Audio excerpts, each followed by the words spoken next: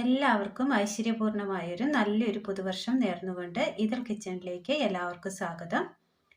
ഇന്ന് നമ്മൾ തയ്യാറാക്കാൻ പോകുന്നത് നല്ലൊരു റെസിപ്പിയാണ്. അതിനായി സബോള കട്ടി കുറച്ച് നീളത്തിൽ അരിഞ്ഞെടുത്തത്, തേങ്ങ ചെറുതായി കൊത്തി അരിഞ്ഞത്, ഒരു 4 മണിക്കൂർ വെള്ളത്തിലിട്ട് കുതിർത്തിയെടുത്ത പച്ചരി, ഒരൽപ്പം കപ്പി കാച്ചിയത്, തേങ്ങ തിരുമിയത്, ചെറുതായി അരിഞ്ഞെടുത്ത് ക്ലീൻ ചെയ്തെടുത്ത ബീഫ്. ഇനി ഇത് എങ്ങനെ തയ്യാറാക്കാം എന്ന് കൂടി നോക്കാം. അടുപ്പത്തൊരു ചട്ടി വെച്ച് കൊടുത്തതിന് ശേഷം അതിലേക്ക് ബീഫ് ഇട്ട് കൊടുക്കാം. ഒരൽപ്പം ഉപ്പ്, മഞ്ഞൾപ്പൊടി, വേകുവാൻ ആവശ്യമായ ഒരൽപ്പം വെള്ളം,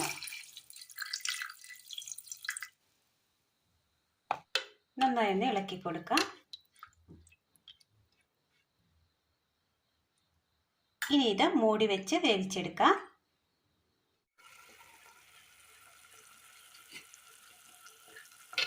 ബീഫ് കഷ്ണങ്ങൾ അങ്ങനെ നന്നായി വെന്ത് കിട്ടിയിട്ടുണ്ട്. ഇതൊന്ന് തണുക്കാനായിട്ട് മാറ്റി വെക്കാം. അടുപ്പത്തൊരു പാൻ വെച്ച് കൊടുത്ത് അല്പം എണ്ണ ഒഴിച്ചു കൊടുക്കാം. എണ്ണയിലേക്ക് അരിഞ്ഞു വെച്ചിരിക്കുന്ന സബോള ഇട്ട് കൊടുക്കാം.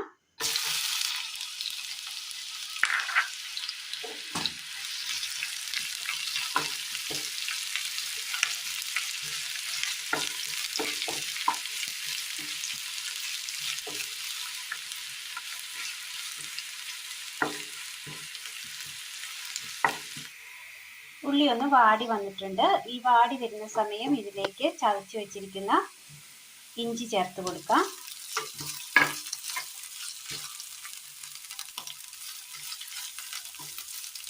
തുള്ളി ചതച്ചത്,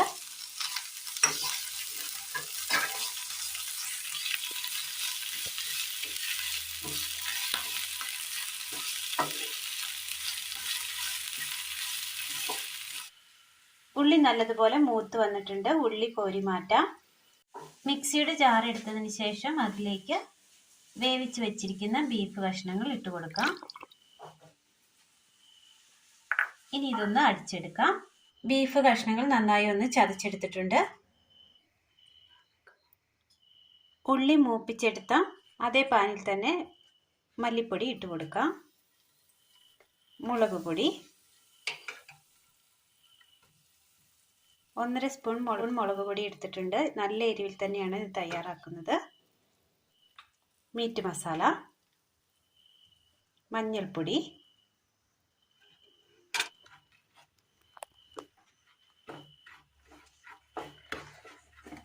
നന്നായി ഒന്ന് ഇളക്കി കൊടുക്കാം.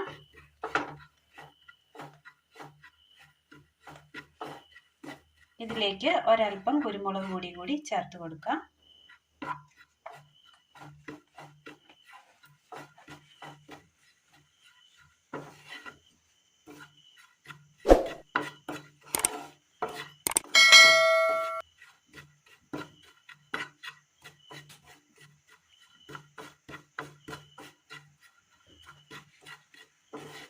ചതച്ചു കൊണ്ടുവന്ന ബീഫ് ഇട്ട് കൊടുക്കാം. മിക്സ് ചെയ്തെടുക്കാം.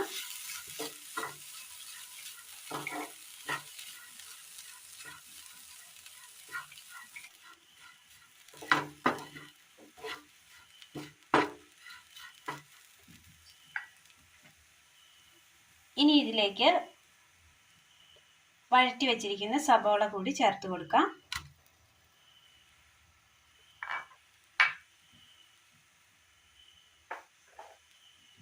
ചെറുതായി അരിഞ്ഞെടുത്ത തേങ്ങ,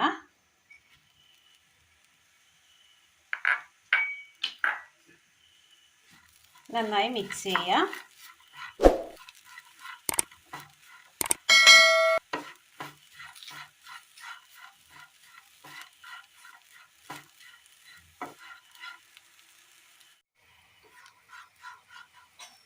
നന്നായി ഒന്ന് ഇളക്കി കൊടുത്തതിന് ശേഷം ഒരു 2 തണ്ട് കറിവേപ്പില, ഫുള്ളായി ഇടരുത്, പിച്ചി ഇടണം.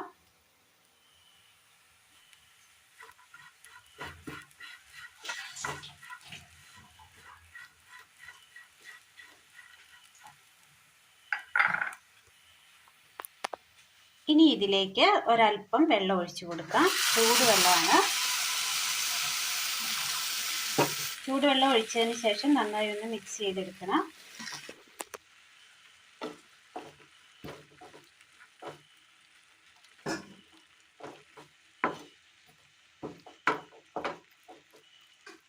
ചെറിയൊരു ലൂസ് വേണം.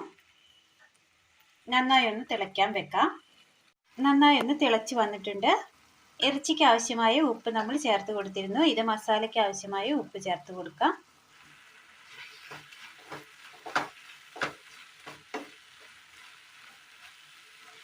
നന്നായി ഒന്ന് യോജിപ്പിച്ചതിന് ശേഷം തീ ഓഫ് ചെയ്ത് മാറ്റി വെക്കാം. മിക്സിയുടെ ജാറിലേക്ക് കുതിർത്തി വെച്ചിരിക്കുന്ന അരി ഇട്ട് കൊടുക്കാം. തേങ്ങ തിരുമിയത്, കപ്പി കാച്ചിയത്, പഞ്ചസാര, ഈസ്റ്റ്, വെള്ളം,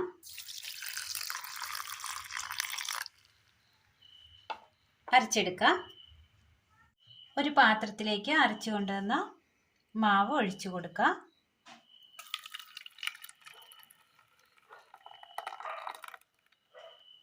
ഇതിലേക്ക് ഒരല്പം ഉപ്പ് ചേർത്ത് കൊടുക്കാം. നന്നായി മിക്സ് ചെയ്യാം.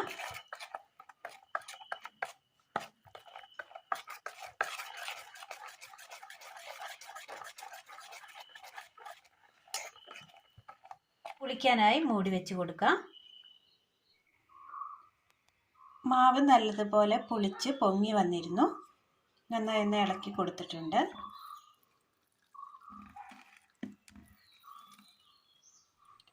ഈ മാവിലേക്ക് നമ്മൾ തയ്യാർ ചെയ്ത് വെച്ചിരിക്കുന്ന ഇറച്ചിയുടെ കൂട്ട് ഇട്ട് കൊടുക്കാം.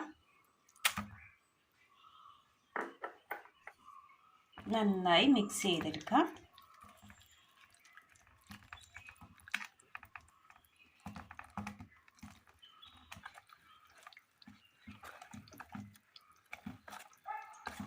ഇറച്ചിയേക്കാൾ മുളകും മസാലയും കൂടുതൽ വേണമെന്ന് പറഞ്ഞത് ഇതെല്ലാം ഒന്ന് ബാലൻസ് ചെയ്യാൻ വേണ്ടിയാണ്. മാവിലേക്ക് ഇട്ട് കൊടുക്കുമ്പോൾ എരിവ് കുറഞ്ഞു പോകാൻ ചാൻസ് ഉള്ളതുകൊണ്ട് അതനുസരിച്ച് വേണം നമ്മൾ മുളക് പൊടിയും ഇറച്ചി മസാലയും ചേർത്ത് കൊടുക്കുവാൻ. നന്നായി ഒന്ന് മിക്സായി കിട്ടിയിട്ടുണ്ട്. അടുപ്പത്തൊരു ദോശച്ചട്ടി വെച്ച് കൊടുത്ത് അതിലേക്ക് മാവ് ഒഴിച്ചു കൊടുക്കാം.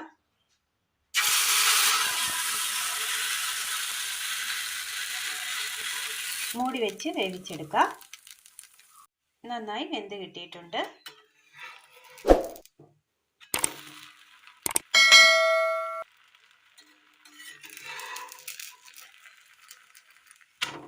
ഇതുപോലെ എല്ലാം ഒന്ന് ചുട്ടെടുക്കാം. ഇത് തലേദിവസം മാവ് അരച്ച് വെച്ച് കറിയും മിക്സ് ചെയ്തെടുക്കുകയാണെങ്കിൽ വളരെ പെട്ടെന്ന് തന്നെ രാവിലെ ചെയ്തെടുക്കാൻ പറ്റിയതാണ്. എരിവ് ഇഷ്ടപ്പെടുന്നവർക്ക് ഇത് തീർച്ചയായും ഇഷ്ടപ്പെടും. നല്ല സോഫ്റ്റാണ്, നല്ല ടേസ്റ്റുമാണ്. അപ്പോൾ എല്ലാവരും ഒന്ന് ചെയ്ത് നോക്കി അഭിപ്രായങ്ങൾ കമൻറ്റ് ബോക്സിൽ അറിയിക്കാൻ മറക്കരുതേ. ഇഷ്ടമായാൽ ലൈക്ക് ചെയ്യാനും ഷെയർ ചെയ്യാനും സബ്സ്ക്രൈബ് ചെയ്യാനും മറക്കരുതേ. Thank you.